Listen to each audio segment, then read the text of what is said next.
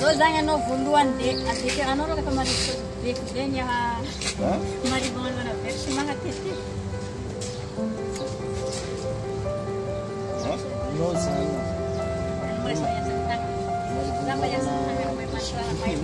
Tanong niya begitu jangan. Sama kroci. Asa tangan na ya.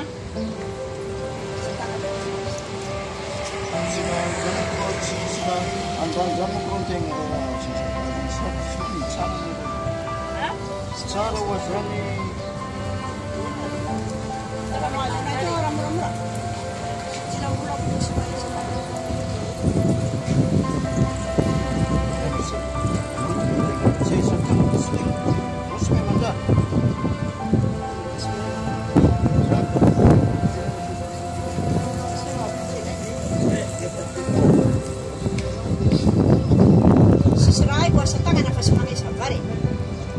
Tangan na lurus.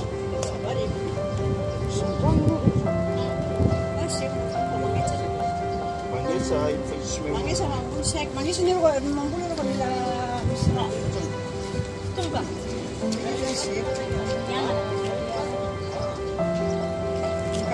Ya ko ekwa bibi. Sibienga nang cima bitana ziabi.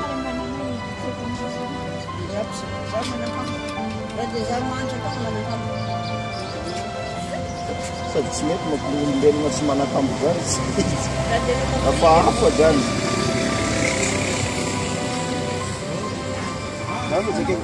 Lalu juga kalau mama klaim aku sih sekolah kita benawe sih yang membuat perasaan. Tang kumpulan ini. Jangan sih mau punai, Tang kumpulan ini zaman camatan sekasar itu siang anju. Mau fitro. Anu kuasa namanya sanoya dan di mansano. Tina masa. Saya di mansano rumah namanya sanoya. Sadingan asiang kin ko me ko nan jeng siang kin ko nan siwe no ma de masuna. Ya le kan se bukurana ku tamni orange moi orange no. Kono la rangai runga di nyasa o ni te jo le bukrema. Ini ada de mansa se mane sulle de tankrar ni de tapak. Andu siri. Ya na dukter kira tapak ni sana sarap. Ata tapa tira sarap be tu be. Andu siri ande mansu. De mansa mais na banda bisera je biu ande mansu. Ano ni masih jujur merah nanti yang apa no? Ya kita orang mana lalu bazar ini tak boleh.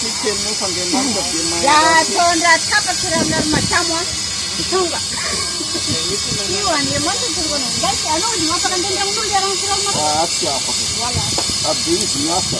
Ano siya nga kira di mana tu kan ini? Bukan bukan zaman tu. Ya. Biasa no de kita ni. Kira ni dalam tangan tu ni kono. Sendono manis pasaran karena nengen juara roh di metra pero de capa amara sen juara nengen mungkin kira rencana